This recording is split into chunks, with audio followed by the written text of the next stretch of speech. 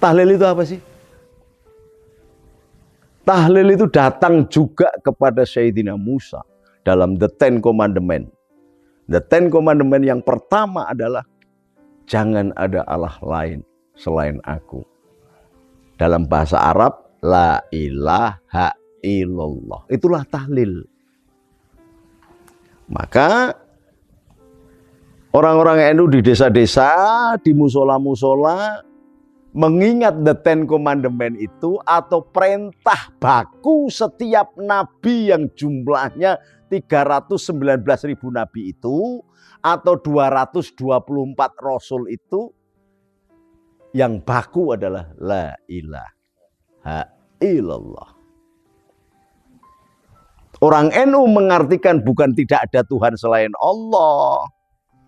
La maujuda illallah. Tidak ada yang maujud kecuali hanya Allah. Karena kita ini majas, kita ini bayangannya Allah.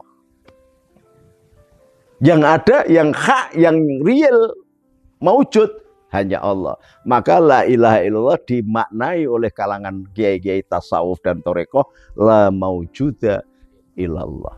Jadi la ilaha illallah itu mulai dari Nabi Adam perintahnya sampai ditulis di Lauhul Mahfuz sampai kepada Nabi Muhammad SAW itu disebut tahlil. Bahkan tahlil itulah yang menjadi kuncinya surga. Maka di musola-musola anak-anak NU, anak-anak kecil diajarkan Miftahul Jannah la ilaha illallah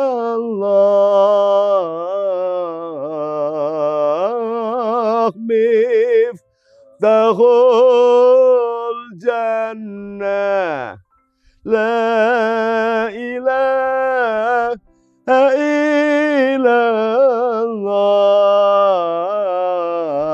la ilaha illallah Muhammadur Rasulullah. Miftahul jannah, kuncinya surga. La ilaha illallah itu kalimat tahlil. Jadi kalau ada orang yang mengatakan tahlil haram atau bid'ah, itu ngajinya salah asuhan, gurunya ngawur diikutin. Lo membaca Quran itu disunahkan apa enggak? Disunahkan. Ketika tahlil diundang itu membaca Quran apa yang dibaca? Quran atau buku sejarah? Yang dibaca Quran.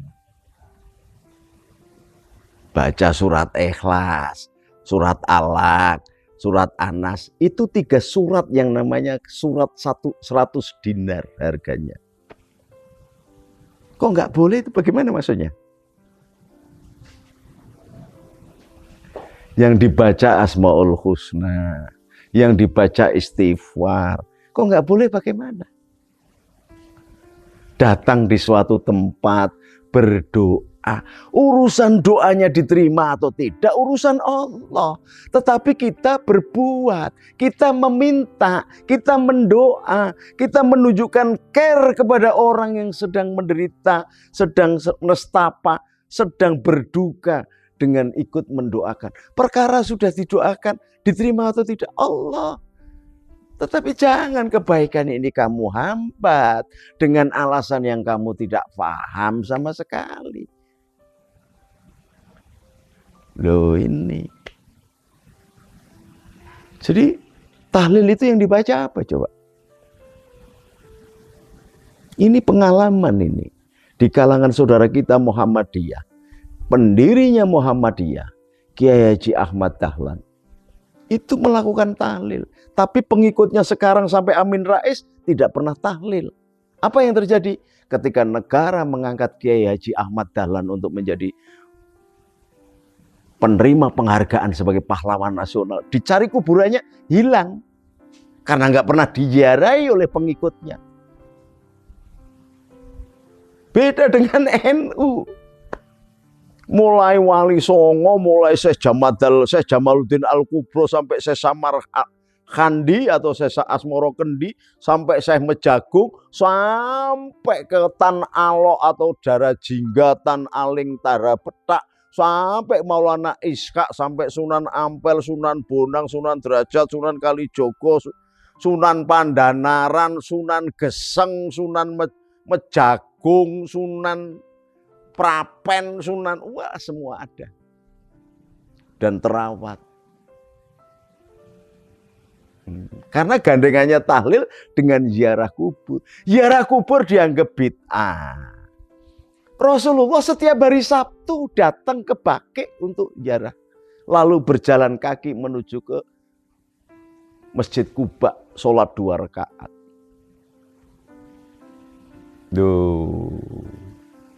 Lu bukankah yang sudah mati itu sudah mati? Makanya baca Sirah Nabawiyah. Nabi itu pernah ketika perang Badar selesai, lalu sebagian orang yang mati itu dimasukkan ke dalam sumur karena korban perang. Lalu Rasulullah bertanya, wahai Abu Jahal, kamu tahu nggak? Sudah ketemu malaikat, bener aku apa bener kamu? Lalu Sayyidina Umar mengatakan, ya Rasulullah, bukankah mereka sudah mati? Apa jawab Rasulullah? Dijawab, dia bahkan engkau tidak lebih mendengar daripada dia. Artinya orang yang sudah mati pendengarannya jauh lebih dari tajam daripada orang yang masih hidup. Dan datang ke kuburan itu dalam rangka dzikrul maut. Ketika ingat akan kematian, mendatangin orang yang sedang mengalami musibah kematian, itu dzikrul maut. Ketika kita ingat mati, Allah membukakan pintu surga dan menutup pintu neraka. Pasti yang dipikir untuk datang ke tempat orang yang meninggal itu kematian. Maka kalau kematian melahirkan gerakan yang namanya gerakan muhasabah. Apa yang sudah aku lakukan? Amal apa yang sudah aku perbuat? Sekian tahun aku berbuat apa? Sudah bermanfaat bagi tetanggaku, dengan keluargaku, bermanfaat dengan orang tuaku, dengan adikku. Sudahkah aku berbakti kepada bangsa dan negara? Akan melahirkan satu pertanyaan-pertanyaan yang disebut dengan muhasabah. Menghitung diri, menghisap kelakuannya dan amalnya. Gerak tahlil itu melahirkan trickle down effect yang luar biasa. Kalau sudah ingat kematian lalu melakukan perhitungan, dia sudah sibuk menghitung kekurangannya. Kalau sudah sibuk menghitung kekurangannya, dia tidak sempat lagi melihat kekurangan orang lain. Loh, begitu melihat kekurangan orang lain pun didoakan, ya Allah, mudah-mudahan segera bertobat. Ya Allah, kasihan, dia ngaku Habib, mudah-mudahan diampuni dosanya. Ya Allah, dia mengaku Ustadz hijrah, ampuni. Sering memaki-maki orang, diampuni dosa. Dari tahlil. Jadi jangan sembarangan menvonis tahlil haram. Bahwa engkau mengharamkan tahlil, silahkan. Engkau tidak suka tahlil, silahkan. Engkau tidak suka sholawat, silahkan. Memang kamu dari kelompok Wahabi. Wahabi itu dari sononya memang suka membunuh keluarga Nabi. Apalagi yang namanya Khawarid, yang membantai cucunya Nabi itu kelompok Khawarid. Jadi nggak suka terhadap gerakan yang mencintai Nabi, membesar-besarkan kalimat thayyibah, membesar-besarkan sholawat, memasukkan di dalam dadanya, bahkan membentengi dirinya dari segala kemungkaran, seraya berdoa Allahumma salimna min afati dunya wal akhirah wa fitnatihima innaka ala kulli syai'in qadir, dengan sholawat. Kenapa? Innallaha wa malaikatahu yusholluna ala nabi ya ayyuhalladzina amanu shollu alaihi wasallimu taslima. Allah sendiri dan malaikat bersolawat. Di dalam rangkaian tahlil itu baca solawat. Bagaimana kamu halal haramkan itu? Masya Allah, sudahilah. Jangan sembarangan ngomong di duniamu sendiri. Rasulullah aja ketika ditanya persoalan oleh sahabatnya dijawab, engkau lebih paham dengan duniamu. Jadi kalau engkau belum paham tentang agama, udah gak usah lah. Hanya akan melahirkan sakit hati, permusuhan. Islam itu harus bersatu. Apapun madhabmu, di Indonesia silakan kamu jualan HTI, jualan Wahabi, jualan FPI, jualan PKI sekalian, PKI Arab, silakan.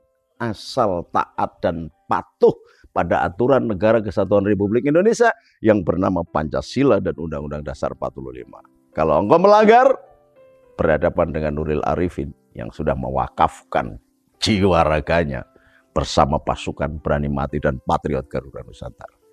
Sampai ketemu. Assalamualaikum warahmatullahi wabarakatuh.